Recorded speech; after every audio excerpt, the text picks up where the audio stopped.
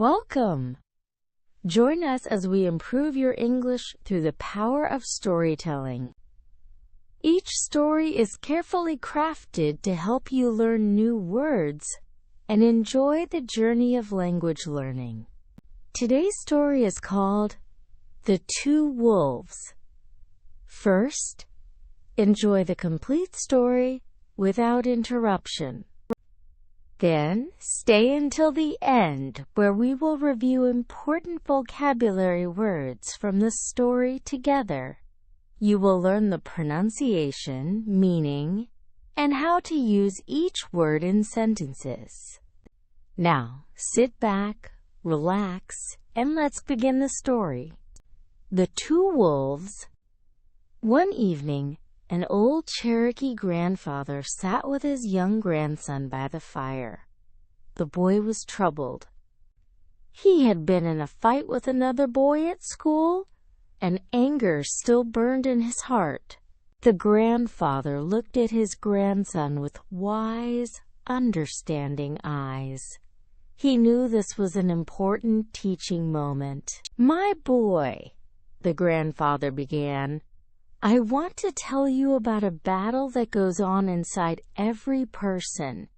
It is a terrible fight between two wolves." The boy's eyes grew wide with curiosity. "Two wolves, grandfather? What do you mean?" the old man continued.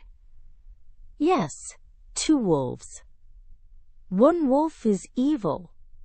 He is anger, jealousy, greed, resentment, lies, and ego.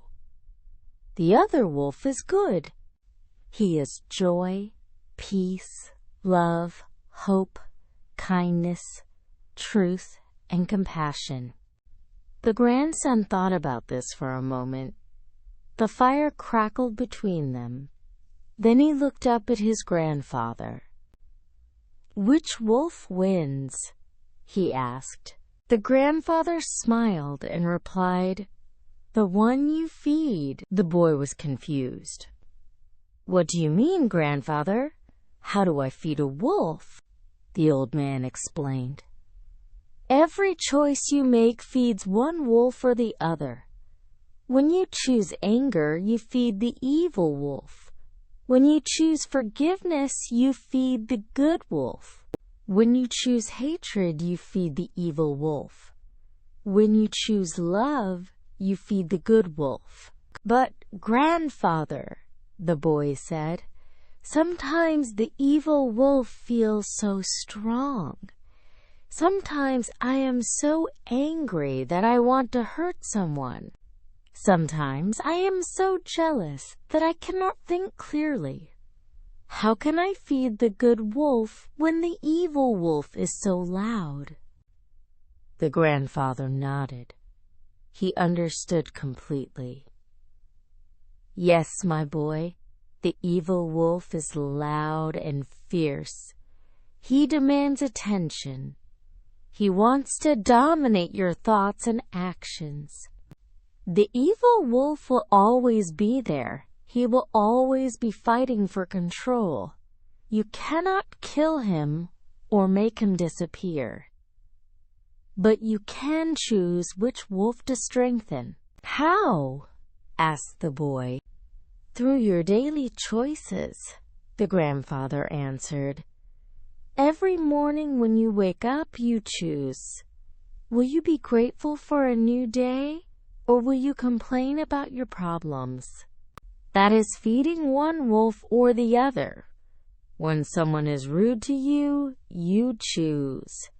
Will you respond with anger, or will you respond with patience? That is feeding one wolf or the other." The boy was beginning to understand. "So the good wolf gets stronger when I make good choices?" "Exactly," said the grandfather. "And the evil wolf gets weaker. He does not die.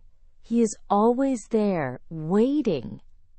But if you do not feed him, he becomes weak and small. His voice becomes quiet.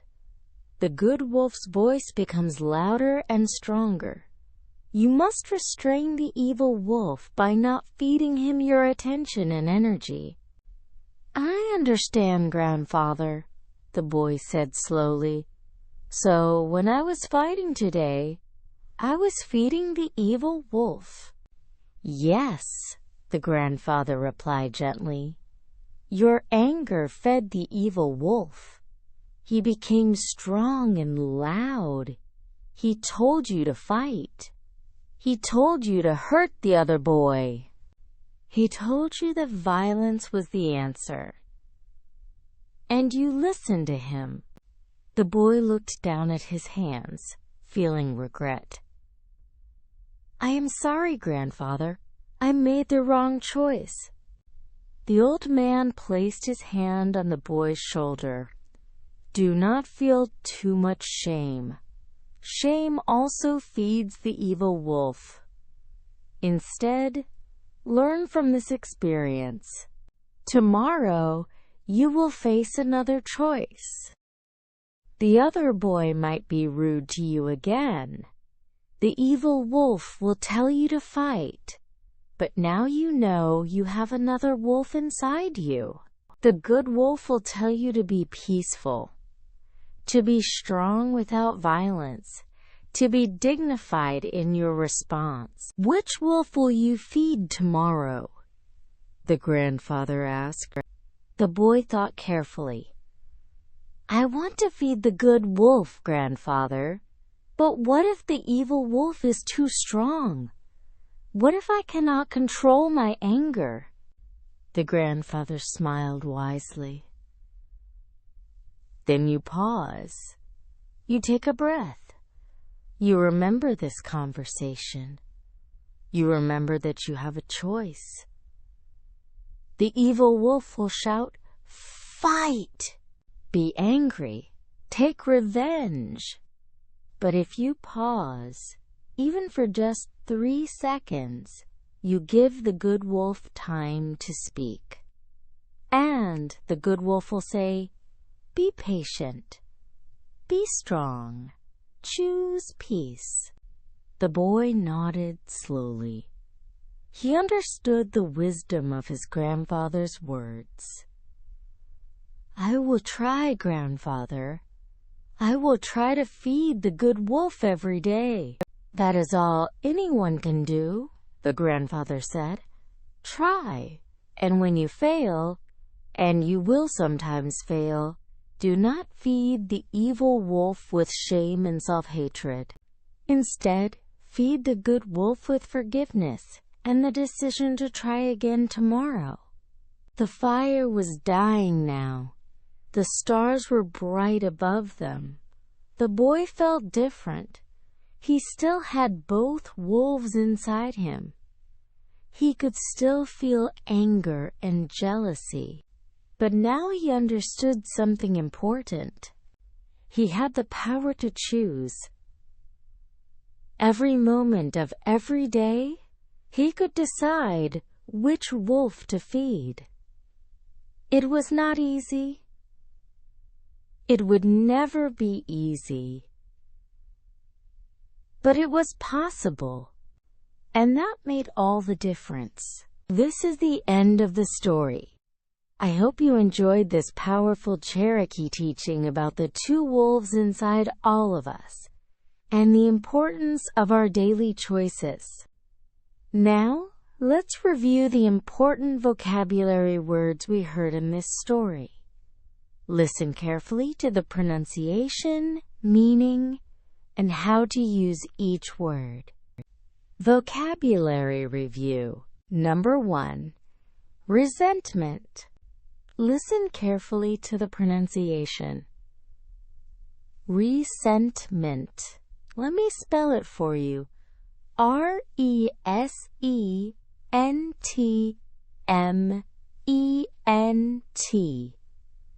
Resentment.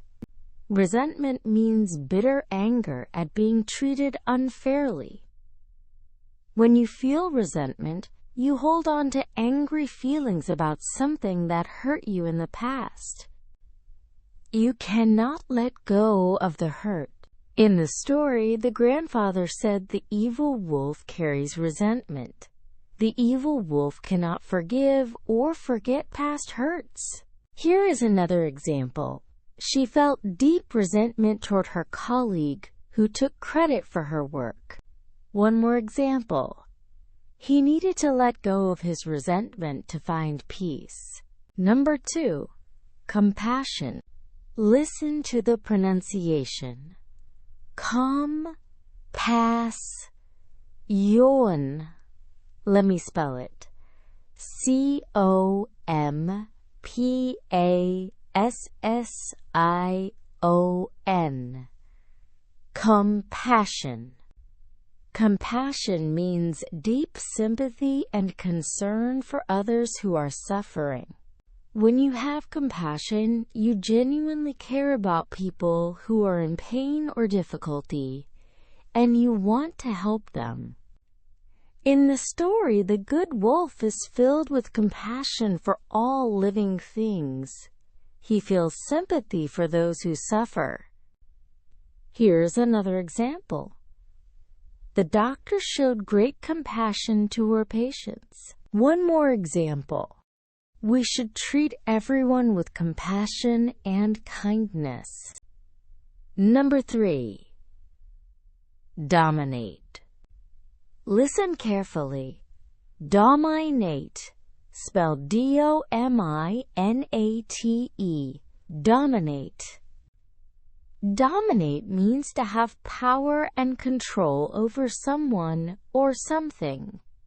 When something dominates, it is the strongest and most important influence. It controls everything else. In the story, the grandfather said the evil wolf wants to dominate your thoughts and actions. The evil wolf wants complete control over you. Another example.